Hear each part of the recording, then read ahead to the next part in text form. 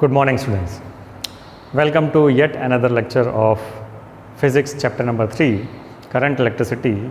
Today we'll go through topics of work, energy, power of produced by electric current, and also we'll go into a very small detail of the combination of resistors. So first of all, what we'll do is we'll derive a relation regarding the work done by electric current. So work done by electric current. Now consider there is a conductor AB. There is a conductor AB and उसमें एक resistance है. Suppose यहाँ पे मैं बोल देता हूँ उसका रेजिस्टेंस है R, है ना. उस कंडक्टर AB का रेजिस्टेंस है R. It is connected to a power source. Here in this case cell. एक सेल से हमने इसको कनेक्ट कर दिया है. What is the work of the cell? It provides steady current to the circuit. Cell का काम क्या है? It provides steady current to the circuit. It actually provides steady current का मतलब क्या है? It actually accelerates the electron. वो कैसे करता है? By the chemical reaction inside the cell. तो पावर सोर्स क्या है यहाँ पे? पावर सोर्स है ये सेल. ओके. नाउ इसने एक स्टेडी करंट प्रोवाइड करना है. सपोज इसने स्टेडी करंट ऑफ आई, यहाँ पे करंट कितना दिया? आई करंट दिया. ये घूम के वापस सेल में आएगा तो ये कंडक्टर से पास होने के बाद में भी बाहर कितना करंट आया? I. Okay. Now because of connecting this cell to this conductor, it has created a potential difference of V across the ends of the conductor, है ना. इसके ये कंडक्टर के across कितना पोटेंशियल डिफरेंस हो गया? V. ओके. अब इसमें ये करंट फ्लो हो रहा है I, पोटेंशियल डिफरेंस है V इस कंडक्टर में. तो कितने देर तक ये फ्लो हो रहा है? सपोज V से कि ये जो करंट फ्लो हो रहा है इसमें फॉर टी टाइम के लिए हो रहा है, फॉर टाइम इंटरवल टी, है ना. सो ये टाइम फॉर विच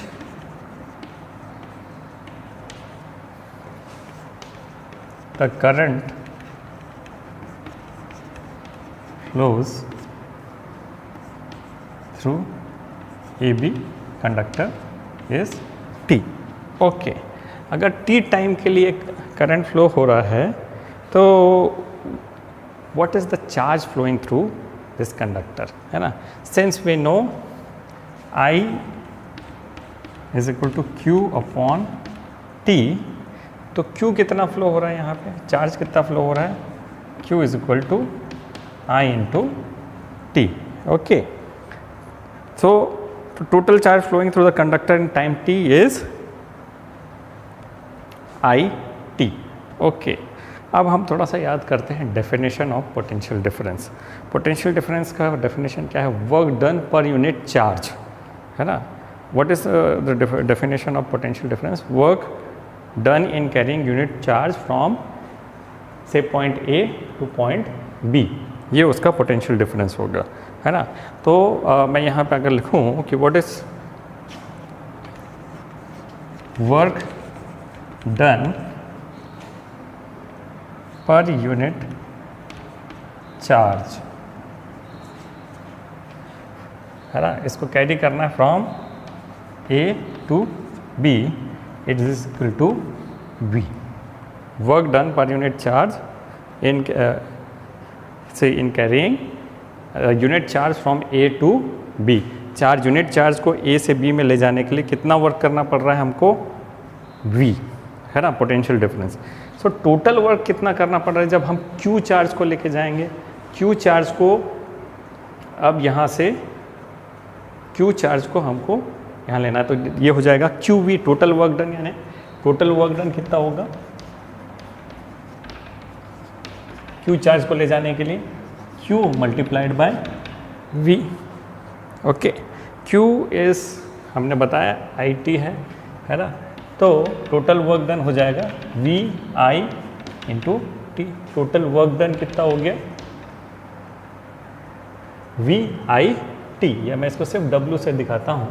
तो total work done in carrying q charge will be VIT.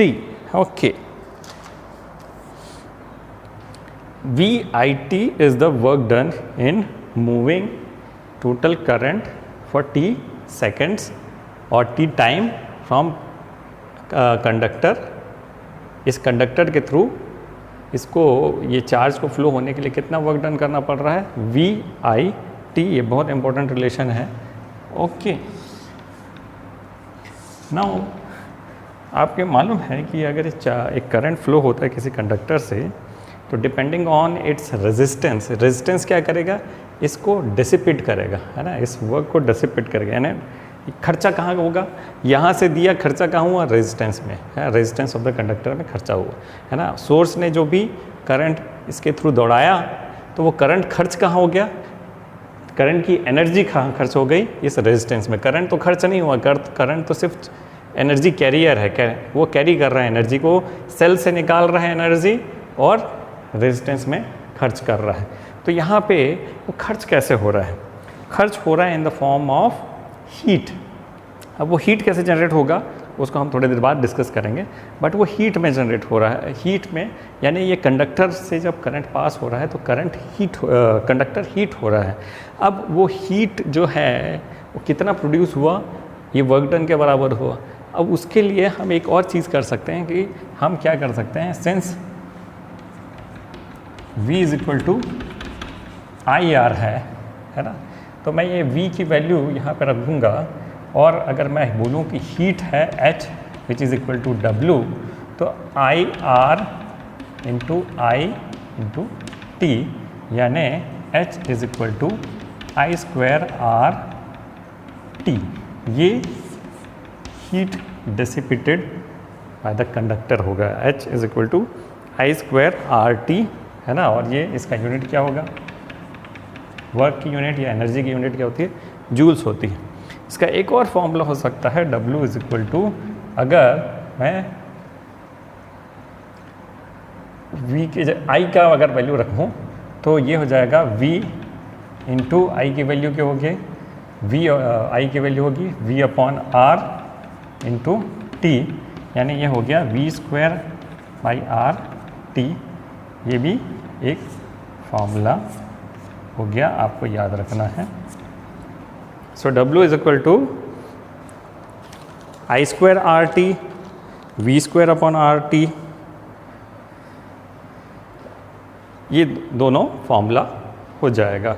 So this electric work, ये कि इसको क्या बोलेंगे, इसको बोलेंगे इलेक्ट्रिक वर्क. ये डिसिपेट होता है through resistance of the conductor in the form of heat. तो ये हीट क्यों हुआ, what is the cause of heating, what is the heating, why this heating effect of the conductor. When the current flows through the conductor, अब current क्यों flow होगा, जब ये potential difference होगा. यहाँ पे हम ये देखेंगे कि VA is higher potential and VB is lower potential. Because of this the current is flowing from higher potential to lower potential through the conductor. Okay, when the current is flowing, तो current is flowing, so what it is doing actually, जैसे ही हमने यहाँ पे इस conductor के across हमने ये potential difference लगाया, तो पोटेंशियल डिफरेंस के कारण में करंट फ्लो होना चालू हो गया because of the electric field setup, because of inside the conductor electric field हुआ जनरेट. तो उसके कारण क्या करंट फ्लो हो रहा है from the positive end to the negative end. अब इसके कारण में क्या है, electrons are getting accelerated from negative end from to positive end. Electrons current क्यों फ्लो हो रहा है, it is actually the reverse flow of electron. तो electrons are flowing from negative end towards the positive end they are getting accelerated. और accelerate हो रहे हैं तो क्या हो रहा है, एक ड्रिफ्ट वेलोसिटी जनरेट हो रही है, जो हम पिछले क्लासेस में पढ़े. एक्सेलरेट हो रहे हैं तो इनके अंदर में क्या हो रहा है, काइनेटिक एनर्जी आ जा रही है. एक्सेलरेट होने के कारण में इन जो फ्री इलेक्ट्रॉन्स हैं, इतने सारे जो फ्री इलेक्ट्रॉन्स हैं, लार्ज नंबर ऑफ इलेक्ट्रॉन्स, उनको क्या हो रहा है, they are gaining kinetic energy because of this electric field. But ये काइनेटिक एनर्जी क्या हो रहा है, ये on the way towards positive plate they are colliding with the ions और एटम्स इनसाइड दैट कंडक्टर. वो क्या कर रहे हैं, वो कोलाइड हो रहे हैं आयंस, और ये जो कोलिजन है वो बहुत फ्रिक्वेंट कोलिजन है. तो कोलिजन जब हो रहा है तो इनके ये जो इलेक्ट्रॉन्स जो काइनेटिक एनर्जी कैरी कर रहे हैं, जब वो आयन्स या एटम्स से कोलाइड कर रहे हैं तो अपनी सारी एनर्जी क्या कर रहे हैं, ट्रांसफ़र कर रहे हैं उन आयन्स या एटम्स को। ओके, तो उसके कारण में क्या हो रहा है, वो जो आयन्स और एटम्स है they are starting vibrating.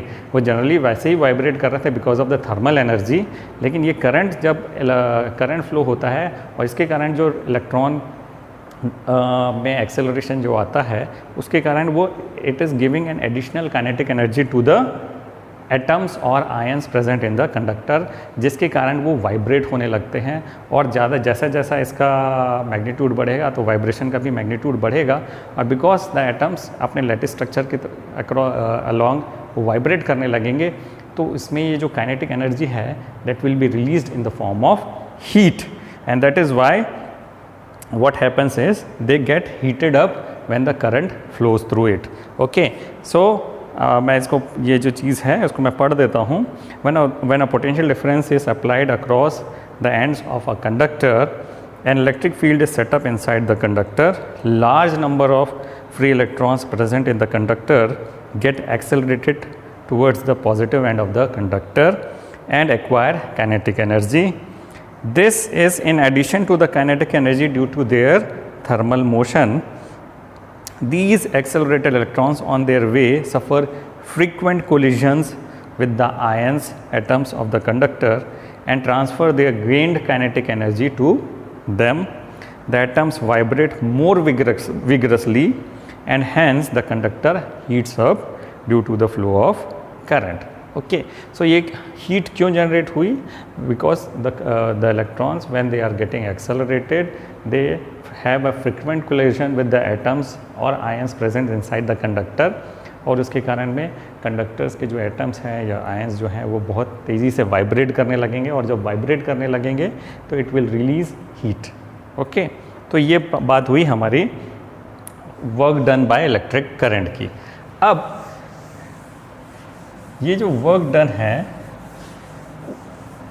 This is also equal to the energy, है ना, तो electrical energy is also equal to work done. Okay, but what is power, it is the rate of doing work, है ना। What is power, electrical power का अगर मैं definition बताऊँ, it is the rate of doing electrical work. तो अगर मैं simply इसको लिखूँ कि electric power is equal to, यहाँ पे work done is equal to energy, या एनर्जी ही लिख देता हूँ, energy upon time, rate of doing this work done upon time. तो यहाँ पे मैं अगर सिंपली मैं वापस से रिकॉल करता हूँ, P इज इक्वल टू, है ना, वर्क डन क्या है, VIT। सो यहाँ पे लिखता हूँ P is equal to VIT upon time T। ये T कैंसिल हो गया, और यहाँ पे मैं लिख सकता हूँ P is equal to VI, P is equal to VI। Okay, तो ये एक फॉर्मूला ये हो गया, है ना। V की वैल्यू में अगर V is equal to IR से, फिर V is equal to IR से मैं V की वैल्यू डाल दूँ तो it is also equal to I square R, P is equal to I square R, और अगर मैं I की वैल्यू डाल देता हूँ तो ये हो जाएगा V स्क्वायर अपॉन R, है ना। तो पावर की ये सारे फॉर्मूले P is equal to VI, it is equal to I square R और V स्क्वायर अपॉन R, ये सारे फॉर्मूलेज अकॉर्डिंग टू सिचुएशन जो आपके न्यूमेरिकल में रहेगा वैसे आप पुट कर सकते हो। Okay, what is the unit of P, power की यूनिट क्या है, SI unit is what. Okay, power की SI यूनिट क्या है, वॉट है। ओके, सो ये पावर यहाँ पे प्रोड्यूस नहीं हो रहा है, ये पावर डिसिपेट हो रहा है ना। ये एक चीज़ याद रखना, पावर प्रोड्यूस नहीं हो रहा है, पावर डिसिपेट हो रहा है, पावर खर्च हो रहा है। क्यों खर्च हो रहा है, क्योंकि सोर्स ऑफ पावर क्या है, सेल है ना। The source of power is cell, the source of this power is an external source, and उससे ये क्या, इसका काम क्या है, it keeps a steady flow of current flowing through the conductor, है ना। ये पावर कैसे दे रहा है, by keeping the current flowing, a steady flow of current through the conductor, तब ये पावर मिल रहा है उसे। Okay, So this was all about energy, power and work done by electric current. Okay, so ये हमने जल्दी जल्दी इसको डिस्कस कर लिया, इससे रिलेटेड हम न्यूमेरिकल करेंगे, बट उससे पहले what I will try to do, दो इस साल ये टॉपिक आपके कोर्स से फॉर दिस ईयर ये हट गया है, लेकिन आपने इसे पहले पढ़ लिया है, द कॉम्बिनेशन ऑफ रेजिस्टर्स। ये चीज़ एक बार हम फिर रिवाइज कर लेते हैं यहाँ पे, उससे रिलेटेड कुछ सवाल करेंगे, then will go to cell, EMF and internal resistance, वो टॉपिक हम बाद में कवर करेंगे। तो let us very quickly revise the topic combination of resistors. Okay okay, तो पहला है सीरीज कॉम्बिनेशन। अब सीरीज कॉम्बिनेशन को पहचानना कैसे है, कैसे पहचाना है, when the resistance are connected end to end then it is a series combination. में अगर मैं दो रेजिस्टेंस की बात करता हूँ, suppose there is one resistance R1 and there is another resistance R2, तो अगर उसका एक एंड दूसरे एंड से जोड़ दिया जाए तो this will be series combination. इसको क्या बोलेंगे हम, series combination. In series combination same current flows through all the resistance in combination, ये चीज़ याद रखेंगे थे। In series combination same current flows through all the resistance in combination, और इसका equivalent resistance R equivalent is simple algebraic sum of all the resistance है, यानी R1 plus R2। Are equivalent क्या होगा, R1 प्लस R2। अगर more than one resistance है इस combination में, सपोज यहाँ पे एक और रेजिस्टेंस है R3, तो ये क्या हो जाएगा R3। तो ये चीज़ आपको याद रखना है, in series same current flows through all the resistance in the combination. तो ये सीरीज कॉम्बिनेशन हुआ है ना।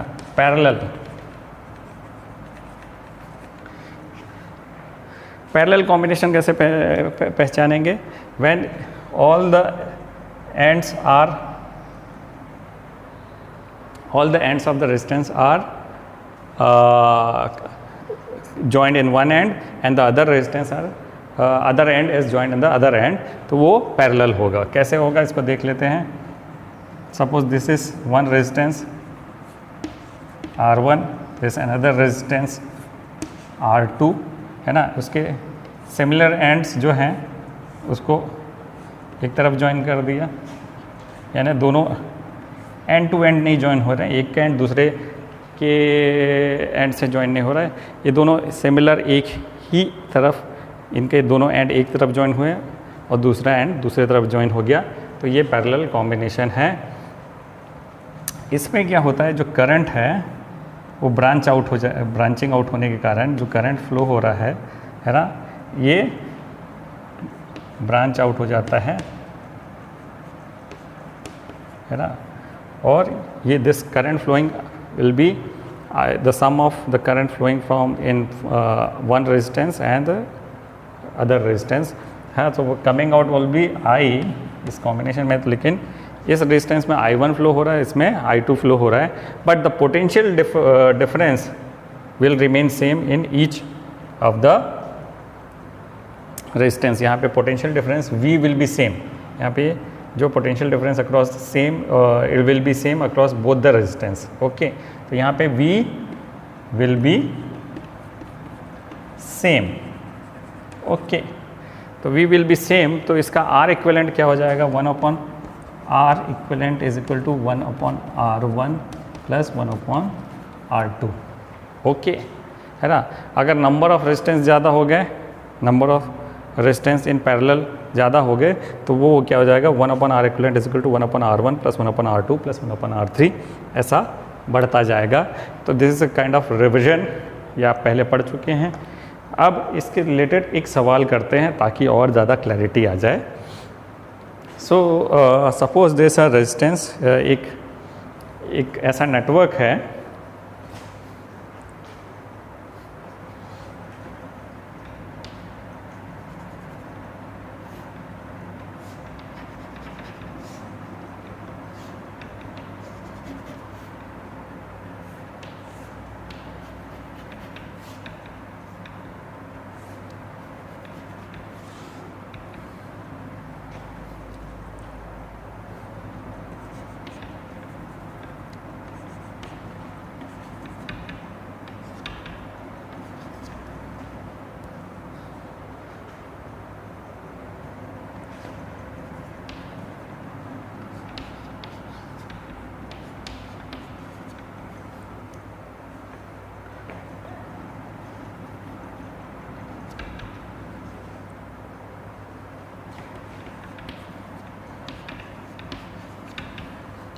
सो फर्स्ट क्वेश्चन ये बोलता है कि find the equivalent resistance between this and A and B, है ना। पहला क्वेश्चन क्या बोलता है, find the equivalent resistance between the point A and B, यानी अगर मैं यहाँ से करंट एंटर हुआ और यहाँ से करंट एग्जिट हो रहा है, तो इसका इक्विवेलेंट रेजिस्टेंस क्या है। ओके, इसका इक्विवेलेंट रेजिस्टेंस क्या है। फर्स्ट वाला केस हम अगर ऐसा लेते हैं, यहाँ से करंट डाला है और यहाँ से बाहर आ रहा है।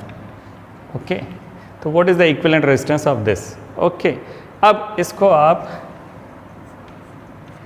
पॉइंट ए और पॉइंट बी के बीच में ये एक रेजिस्टेंस है और बाकी ये सारे कॉम्बिनेशन ऑफ द रेजिस्टेंस है। तो इसको सॉल्व करने के लिए सबसे पहले हम देखेंगे कि भाई सीरीज़ में कौन सा है, 3 और 7 सीरीज़ में, क्योंकि यहाँ से कोई ब्रांचिंग आउट हो नहीं रही है, ये एंड टू एंड जुड़ा हुआ है। ओके, ये एंड टू एंड जुड़ा हुआ है, तो 3 and 7 आर इन सीरीज़। तो 3 और 7 का इक्विवेलेंट रेजिस्टेंस क्या हो जाएगा, अगर इसको देखें तो 3 और 7 का इक्विवेलेंट रेजिस्टेंस, जिसको मैं R1 दिखाता हूँ, R1 across A, B and DC।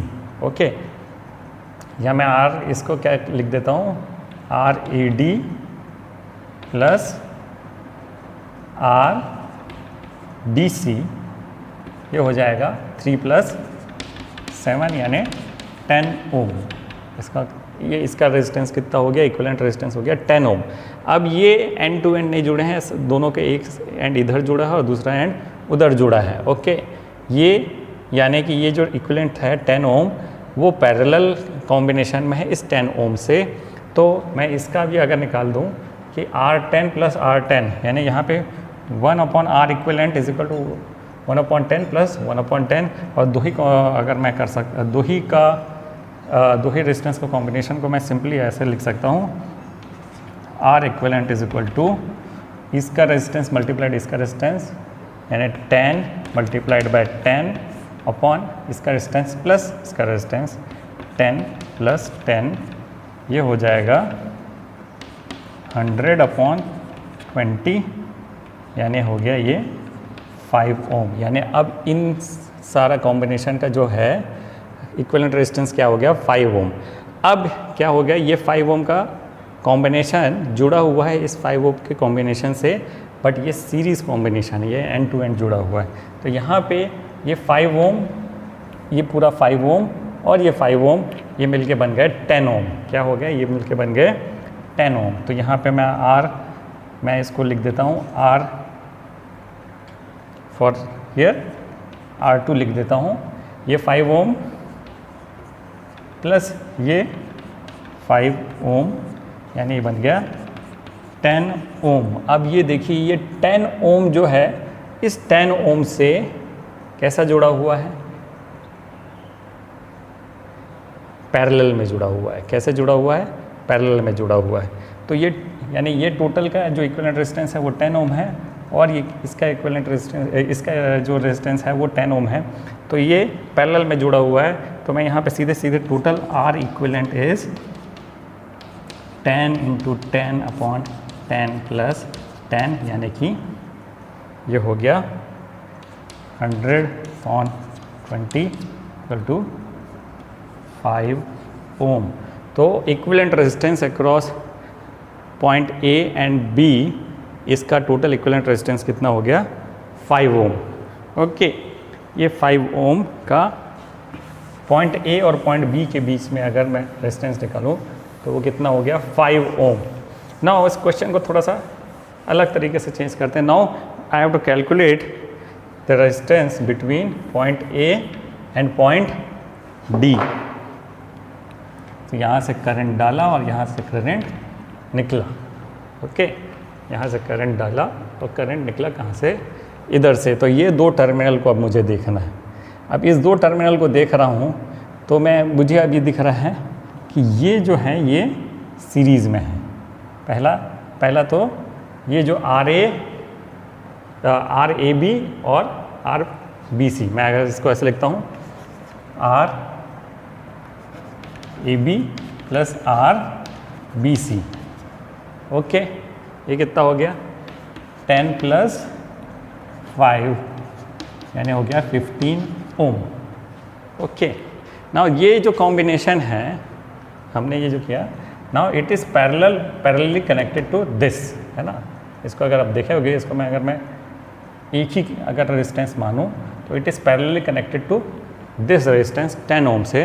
तो अगर मैं देखूँ R A C is parallel to इसका combination, okay, is parallel to 15 ohm, है ना। तो मैं अगर इसका इक्विवेलेंट निकालता हूँ, आर इक्विवेलेंट 1 लिख देता हूँ मैं यहाँ पे, तो ये हो जाएगा आर ए सी कितना है 10 मल्टीप्लाइड बाय 15 अपॉन 10 प्लस 15 हो जाएगा 150 अपॉन 25, यानी ये हो गया 6 ओम, तब हो गया 6 ओम। तो अब यहाँ तक का जो इक्विवेलेंट रेजिस्टेंस वो कितना हो गया 6 ओम, और ये अगर इससे जुड़ा हुआ है तो ये हुआ, ये सीरीज़ में जुड़ गया है। तो यहाँ पे आर इक्विवेलेंट टू ये 6 ओम और वो 7 ओम, 6 ओम प्लस 7 ओम यानी 13 ओम। ओके, नाउ दिस 13 ओम, अब ये इसकी बारी आ गई, है ना। मैंने इधर से रिड्यूस करते गया, अब ये 13 ओम और ये 3 ओम जो हैं वो पैरेलल में हैं, 13 ओम और 3 ओम पैरेलल में हैं। तो यानी अपना आर इक्विवेलेंट हो गया 13 ये और 3 वो अपॉन 13 प्लस 3, यानी 13 3s are 39 on 16 ohm. Okay, so this is the equivalent resistance between point A and D. Equivalent resistance कितना हो गया 39 by 16 ohm. अब तीसरा कंडीशन ये है कि बोले कि भाई A और D के बीच नहीं, A और C के बीच में आपका इक्विवेलेंट रेजिस्टेंस, इसके बीच में इक्विवेलेंट रेजिस्टेंस क्या है। तो ये तो और भी इजी है, अगर आप देखेंगे तो इसमें ये दिख रहा है सीधे सीधे, है ना, ये दोनों सीरीज़ में, ये दोनों सीरीज़ में, और ये तीनों पैरेलल। ओके, अगर देखेंगे ये दोनों तो सीरीज़ में हो गया, ये दोनों सीरीज़ में हो गए, और ये तीनों जो हैं अगर सेम एंड एक तरफ, दूसरा एंड दूसरी तरफ जुड़ा हुआ है, तो ये तीनों पैरेलल हो गए। तो हम हमारे लिए ये पहला ये वाला ऊपर वाला हो गया आर, मैं R1 ले लेता हूँ तो वो हो जाता है 10 ओम, है ना। इसको R2 ले लेता हूँ तो ये होता है 10 ओम, और इसको मैं R3 ले लेता हूँ तो ये हो जाएगा 15 ओम। अब ये तीनों जो हैं पैरेलल में हैं, तो अब हमको real formula 1/R equivalent is equal to 1/R1 plus 1/R2 plus 1/R3, यानी कि 1/10 प्लस 1/10 प्लस 1/15, ये 2/10 प्लस 1/15, यानी कि 150/30 प्लस 10, यानी कि 40/150। ये 1/R इक्विवेलेंट है ना, यहाँ पे आपने गलती करते हो, है ना। 1/R equivalent is equal to 40/50, तो R equivalent is equal to 40/150, तो R equivalent is equal to 150/40। यहाँ पे R इक्विवेलेंट क्या हो गया, R इक्विवेलेंट है 150/40,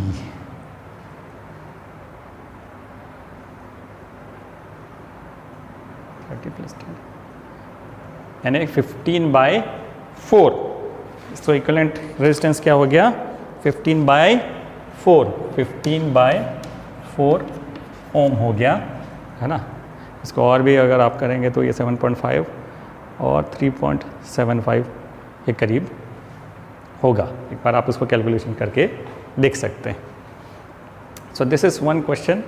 ओके, अब अगर मैं एक और क्वेश्चन ले लेते हैं यहाँ पे, ताकि आपको और इजीली ये कॉम्बिनेशन कैसे होता है वो समझ में आए, क्योंकि आगे when will be studying cells, EMF और उसके बाद में उसमें सर्किट में आपको न केवल रेजिस्टेंस निकालना है, करंट भी निकालना है, पोटेंशियल डिफरेंस भी निकालना है, तो उसके लिए इजी हो जाए।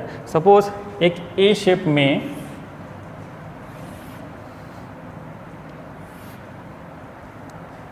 नेटवर्क है, ओके,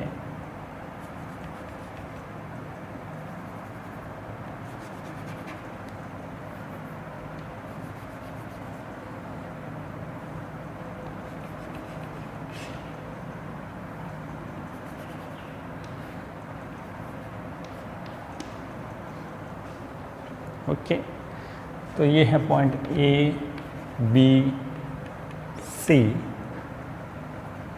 डी ई, ओके, और ये सभी 10 ओम के रेजिस्टेंस है। ये कितने हैं? सबके 10 ओम है। ये भी 10 ओम है, ये भी 10 ओम है, 10 ओम है। तो इक्विवेलेंट रेजिस्टेंस इसका क्या है? Between C and E equivalent resistance क्या निकालना है? बिटवीन सी एंड ई निकालना है। तो this becomes very easy if you, है ना, अगर हम शेप वेप में ना जाएं, हम सिर्फ सीरीज़ वाला पहले ढूंढे, तो सीरीज़ वाला पहला कॉम्बिनेशन ये 10 और ये 10 ये सीरीज़ में है, ये एंड टू एंड जुड़े हुए हैं। तो मैं पहले उसको सॉल्व कर दूंगा, तो ये कितना हो जाएगा? ये 20 है, ये 20 है और ये 10 पैरेलल में जुड़े हुए हैं, ओके। तो सीधे सीधे मैं पहले सीरीज़ वाला जोड़ दूँ, तो R A B plus R A D यानी 10 ओम प्लस 10 ओम, यानी ये हो गया 20 ओम। फिर इसको equivalent resistance R B D से जोड़ दें, तो ये पैरेलल है, तो 1/20 प्लस 1/10, मैं सीधे सीधे आर इक्विवेलेंट 1 निकालूंगा, तो ये हो गया 20 इंटू 10/20 प्लस 10, यानी ये हो गया 200/30 यानी 20/3, ये हो गया 20/3 ओम। अब ये 20/3 यानी ये सब मिलके एक ये रेजिस्टेंस बन गया, इक्विवेलेंट रेजिस्टेंस। अब ये 10 और ये 10 और ये 20/3 ये जुड़े हैं सीरीज़ में, तो आर इक्विवेलेंट या सीधी 1/R इक्विवेलेंट हो गया यहाँ पे, तो सीरीज़ है ना, R equivalent is equal to 10 plus 10 plus 20/3, okay. तो ये हो जाएगा 30 प्लस 30 प्लस 20, 30 30 60 20 80, ये हो जाएगा 80/3 ओम, है ना। इसका इक्विवेलेंट रेजिस्टेंस क्या हो जाएगा? 80/3 ओम। इसको आप सॉल्व भी कर सकते हैं, तो लगभग 26-27 के बीच में ये आएगा। So this was all regarding the combination of resistors in series and in parallel. Now in the next class we will be discussing about cell EMF, internal resistance and terminal potential difference. Okay, thank you.